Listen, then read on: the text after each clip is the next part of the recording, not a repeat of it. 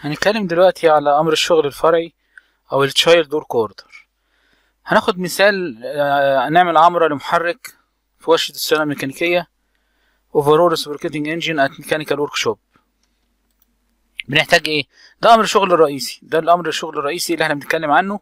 طب الأمر الشغل الفرعي بتاعه مثلا فك وصلات الآلات من قطاع الكهرباء والآلات، ده أمر ده تشايلد ورك اوردر.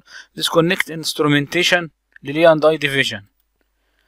أمر شغل فرعي لإقامة السقالات لقطاع الإنشاءات. تشايلد ورك اوردر إيركت سكافولد في الكونستراكشن ديفيجن. أمر شغل فرعي تاني لفك وصلات نظام العادم في ورشة الخراطة. تشايلد ورك اوردر ديسكونكت اكزاوست سيستم الماشين ورك شوب.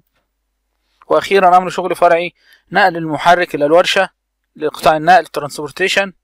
التشايلد ورك اوردر هيبقى ترانسفير ذا انجين تو ورك شوب. زي ما احنا شايفين أمر الشغل الرئيسي بيتفرع منه كذا أمر شغل فرعي. ممكن أمر الشغل الفرعي يتفرع منه أمر شغل فرعي تاني. الكوست أو التكلفة بتاعت أمر الشغل الرئيسي بتبقى مجموع البيرنت ورك اوردر كوست زائد التشيلدرن ورك اوردر كوست. كل الفروع ديت بتتجمع التكلفة بتاعتها وتصب في أمر الشغل الرئيسي. طب ازاي بيعمل الأمر الشغل الفرعي؟ واحنا واقفين في البلانز، في صفحة البلانز في الورك اوردر، هنعمل عند التشيلدرن ورك اوردر القسم بتاع التشيلدرن ورك اوردر، هنعمل نيورو وندخل الرقم بتاع الورك اوردر اللي احنا عايزينه زي ما احنا شايفين هنا، ونبتدي نعمل ورك اوردر بالظبط زي اكننا بنعمل ورك اوردر من اول وجديد. بندخل توصيف العمل وموقع العمل والتاريخ اذا لزم الامر. يبقى واحد عندك رقم امر الشغل الرئيسي، واتنين ده رقم امر الشغل الفرعي بتاعه. اللي فوق هنا ده رقم الورك اوردر الرئيسي، واللي اتكريت عندنا لما فتحنا بنيورو هو ده رقم الورك اوردر الفرعي.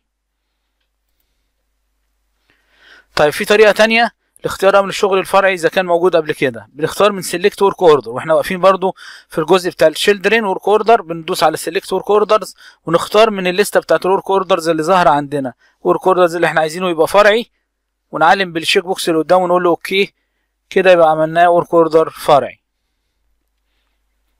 في خانة البيرنت بتاع الورك اوردر لو لقيت قدام هذا تشيلدرن علامة صح، يبقى فعلا الورك اوردر ده ليه فروع، ده البيرنت وليه فروع تحت منه.